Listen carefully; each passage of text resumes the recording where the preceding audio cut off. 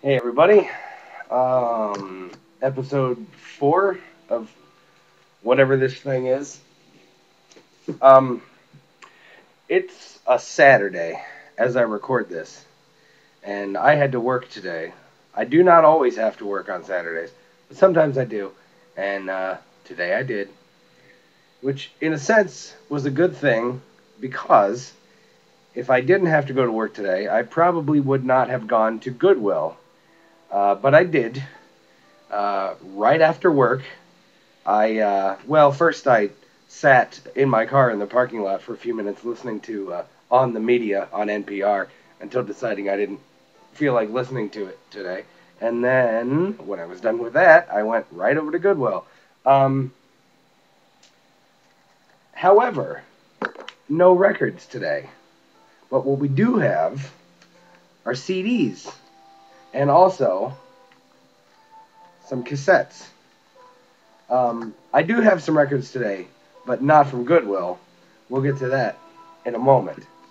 The music, which you may or may not be able to hear in the background, which I'll give a little plug for. Nobody asked me to do this, I just felt like it. And I felt like listening to this when I got home. This is Muskox. This is an album called Five Pieces, a sort of prog jazz folk thing from Canada, from Toronto, I believe. Correct. I sort of know a guy in this band in the sense that I know him from the internet, I guess, and have for years. But this is an interesting thing. If you like banjos and harmoniums and saxophones and vibraphone and marimba, and if you enjoy things of that nature together, and the words prog or jazz or folk appeal to you in any combination, then hit up the Google and look for this band, Muskox, and this album, Five Pieces. Okay. Side note, please excuse my voice. I mean, today in particular. I know it's horrible all the time, but I've been a little sick this week, and so it's like especially ragged today. I know it's a pain to listen to at all times, but today in particular, please forgive me. Um, the Goodwill by where I work sometimes just confuses the shit out of me in terms of what I find there. And today was one of those days. The Goodwill and the place that I work, the city that they're in, is not a very big town. It's kind of a small town, surrounded by rurality, the state of being rural. It is surrounded by ruralness on all sides. But in town, there's a couple things. And there's a Goodwill where I've got shit that I've shown you before. And some things I've found there have baffled me, including this thing that I saw. Does the style of this cover ring any bells for you? Yes or no? Well, if it doesn't, I'll explain, and if it does, you won't be surprised. This is an album by Jandek called New Town. It's Corewood number 0765, which I believe would make it Jandek's 36th album or 16th or something. I'm not sure. I don't remember how the numbers go. But this was all of these CDs were marked $2. However, they carry the blue price tag, which today was marked down 50%. So these 7 CDs that I got today were $1 each, including this one. And when I saw this, I whipped up my phone and I sent a message to my Twitter account, which said, "God damn it, Goodwill. What the fuck is wrong with you? Why do you have a copy of Jandek's Newtown CD?" I'll tell you something. I don't like Jandek very much. I don't hate Jandek, but it took me buying, like, I don't know, maybe 7 or 8 Jandek albums on CD to realize that I'm not into this at all. I thought I would be at one time, and sometimes I can find it kind of listenable in brief spurts. But overall, I just have to admit I don't like Jandek. Anyway, this came out in 1998, so I'm gonna guess that album number 36 is probably closer to what it actually was than 16. But again, I don't know. I don't remember what the catalog number of Ready for the House was. I think it was 0729. Could have been 0749. None of this is important. But I have a Jandek CD, and there's going to be a huge gap between the last one that I own and this one. And I may listen to this once and not enjoy it, and I probably will end up selling or trading it at some point. Not that I ever sell or trade anything. I have lots of things that I don't like that much, and I probably could get rid of. I never end up getting rid of anything. But let's carry on with what we have here. Here's this Jonathan Richman CD called Revolution Summer, Original Soundtrack Music, which I can only assume is from a film called Revolution Summer, which I've never seen or heard of. I assume it has nothing to do with the 1985 Washington, D.C. bands like Embrace and Rites of Spring. That's probably not what this film Revolution Summer was about. I'm pretty okay with Jonathan Richman, I guess. And this also includes Ralph Carney, who I believe is probably the same Ralph Carney who was in Tin Huey. However, I can't be certain because there's no saxophone on this. Well, it says woodwinds. So it's probably the Ralph Carney from Tin Huey fame. Akron, Ohio's own Tin Huey. This is on Vapor Records, released in I don't know when. And I have maybe 2007, if the catalog number is any indication. I don't know anything about this. Do you? Is it enjoyable? I'll find out for myself one of these days. I found this Jeff Buckley CD. Jeff Buckley is a guy I don't give a shit about, just so you know. However, this is some kind of like a promo thing. It's called Peyote Radio Theater, and it includes one song which was taken from the album Grace, and it also includes the song Kangaroo, which was written by Alex Chilton. This came out in 1994. Basically, I bought this because I don't care if I enjoy it or not, but I'm going to look it up on eBay and see if there's, a market for it, if anybody wants this thing, because I paid $1 for it. If I can sell it for anything, it'll be a profit for me, minus eBay fees and PayPal fees and stuff. Which, again, as I've said before, I have no experience or expertise in selling things on eBay. I've never sold anything before. I listed one thing one time. Nobody bought it. But this was an interesting thing, but appropriate to find in Northeast Ohio, in a way. This is a band called Half Cleveland. I know that it includes Chris Butler of Tin Huey and the Waitresses. He has made a good living off of having written the song I Know What Boys Like.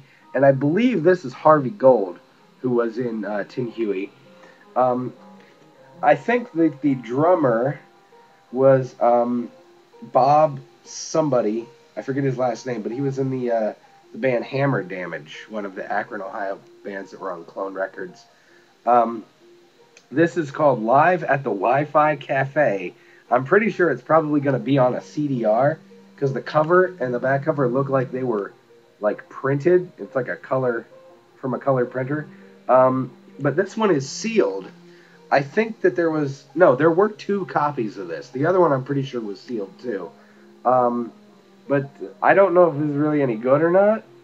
But, it's got Chris Butler and Harvey Gold in it. I have actually I guess I've technically seen this band live, because one time I saw Tin Huey, and they played first, and then Half Cleveland played, and then Ralph Carney and Friends, and then Tin Huey played at the end of the show.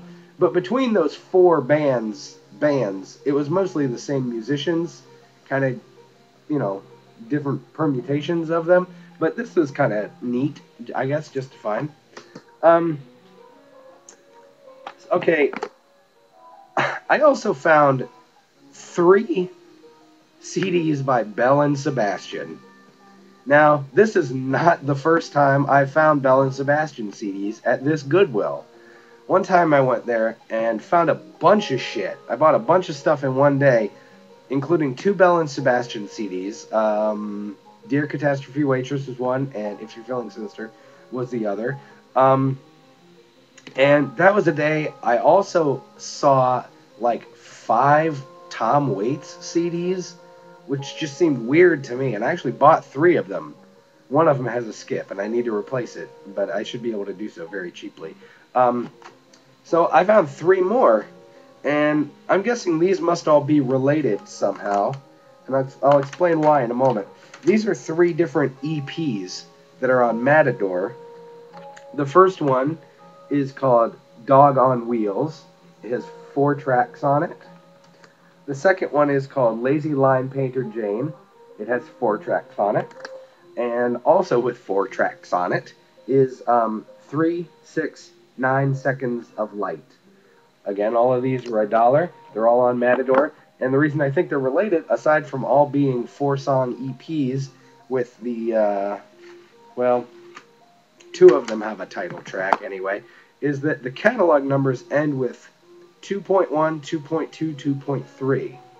So if I'm to make an assumption, I think maybe these are like 3 different singles all from one album, or these were just released as a sort of a mini series of EPs or something. I don't know exactly.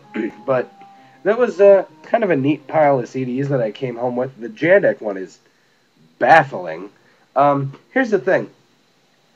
And I saw a couple of other cool things that I didn't buy because I already own them, like the first 2 CDs of music from The Simpsons, and also I saw a Bob Mould CD, The Last Dog and Pony Show, which I've owned since 1998. I don't need to buy a cheap copy of it now for any reason. But the thing is, when I see stuff like this at Goodwill, I wonder, like, where the fuck did these come from? Who did these all come from? Who is this cool person that dumped all this stuff off at Goodwill? I would kind of like to know who this person is. However, if they're just getting rid of all these CDs at Goodwill, so they're not getting any money for it, it's just a donation, they're just dropping them off at Goodwill, they may not be that cool anymore. If they don't want these cool CDs anymore, and they're just getting rid of them, they may not be so cool anymore. They could just be one of those dumb assholes that's like, I don't need CDs, I got everything on MP3 now. If, it's one of those people, I don't want to know them either, regardless. Oh, okay, before I forget, because we're done with the Goodwill stuff now, except for this, I got a couple cassettes, and actually 2 of them are blank cassettes. These are 50 cents. These are Maxells. I always did like Maxells, went back when I used tapes a lot, made a lot of tapes. I've bought a good handful of blank tapes that I found at Goodwill in the last couple of years, and I don't know, I may never use them. I do own a tape deck. It's not even hooked up to the rest of my stereo, so it's not like I'm just making tapes all the time, so I may never use these. Realistically, in my lifetime, these might never get used. And I have a stack of them over there that might never get used either. But they were 50 cents, and something in my brain tells me that no one actually manufactures magnetic tape anymore. I haven't researched that before making that statement. I should look that up online later and see what the status of magnetic tape is. But it's a little more difficult to just buy blank tapes anywhere these days because they may not make them anymore. And if they do, they're scarce and they're not in demand. No one has any use for cassettes anymore. But I like them for some reason, and so I bought these. The one useful cassette that I bought was Emo Phillips' album E equals MO squared. I love this album. And you know how I feel about comedy records. This is a very, very funny, absurd record, which I've never owned on a physical format. A friend of mine has a copy of it that I've listened to, and I'm pretty sure I have MP3s of this, like one file for each side of the album, but I've never owned it on a thing that I could listen to. Well, I mean, a physical thing, but this is 50 cents, and this is one of these things that when I saw it, was like, holy shit, who left this thing here? So, 50 cents, and now it's mine. Excuse me. So while I did not get any records from Goodwill today, I did get some records in the mail, which I'm going to show to you. I bought this album by Steve Forbert called Alive on Arrival. It's his first album. I actually got this on eBay, And I basically bought it because, well, I like Steve Forbert, and I've never heard this album nor owned it. Um, but I had like $1.20 or $1.40 or something in eBay bucks, which I didn't want to go to waste. So I just bought this record because it was buy it now. After my discount, it ended up costing me $4.99, and I felt kind of dumb because I was at a store called Record Connection in Niles, Ohio this past Monday, and I saw this record for $4.99 and did not buy it. Yet I bought it for $4.99 online. It actually cost more than $4.99, but I had my stupid eBay bucks discount. I was glad at least to find out that this record is in as good of condition as the one that I didn't buy in a physical store. The cover is not, it's a little beat around the corners, but the record looks pretty nice.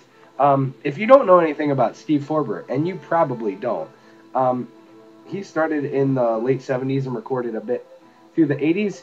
He had sort of a country folk but pop rock sound. He got sort of Dylan comparisons, kind of based on his voice and the fact that he started out as kind of a one man, one guitar thing. I'm familiar with his work, mainly because one of his albums, this one, his third album called Little Stevie Orbit, my mom had this record and liked it when I was a kid. I didn't like this record when I was a kid. My mom liked several things when I was a little kid that I did not enjoy listening to. For example, Bob Dylan and Fleetwood Mac. I love Bob Dylan now. I will listen to Fleetwood Mac sometimes. But this was a record from my childhood that my mom was a big fan of, and I didn't care for.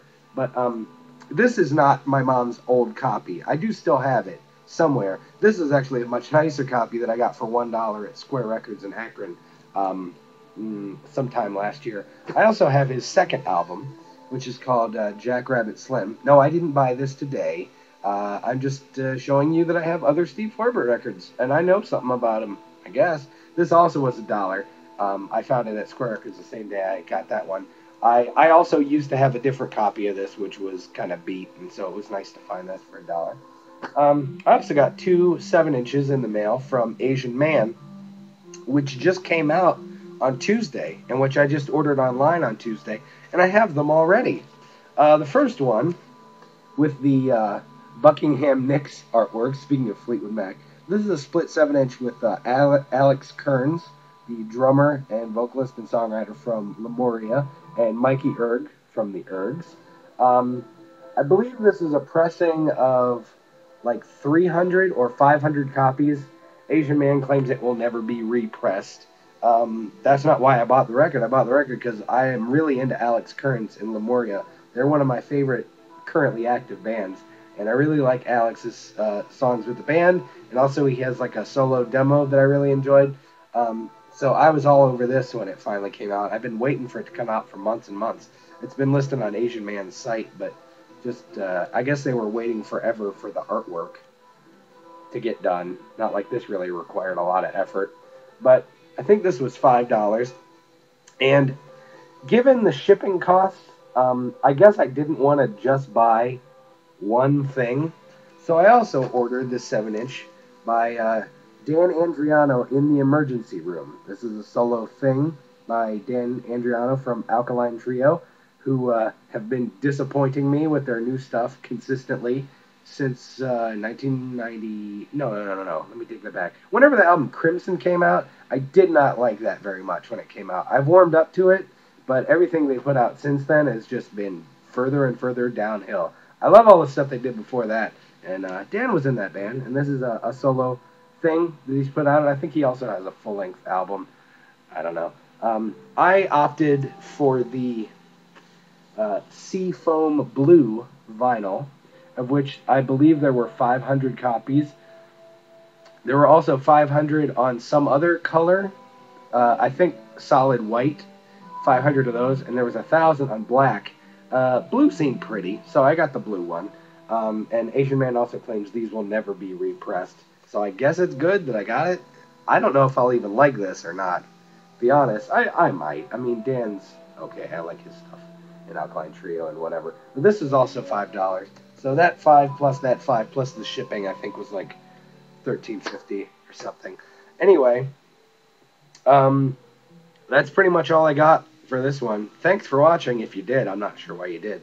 But if you enjoy these, I probably will do some more. I still have some records to show you, and I'm sure in the future I will buy some more that I will want to show you.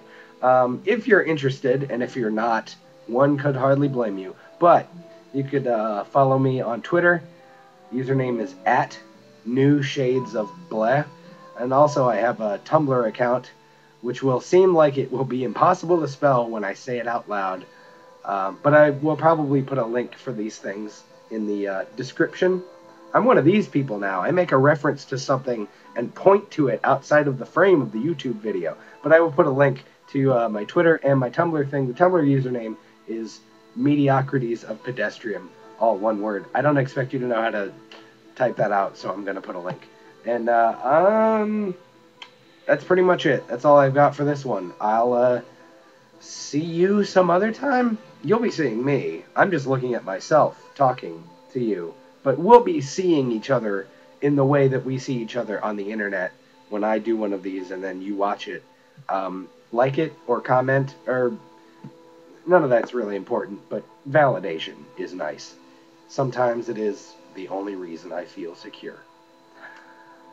On that note, on that sad note, we're done with this thing. So, goodbye.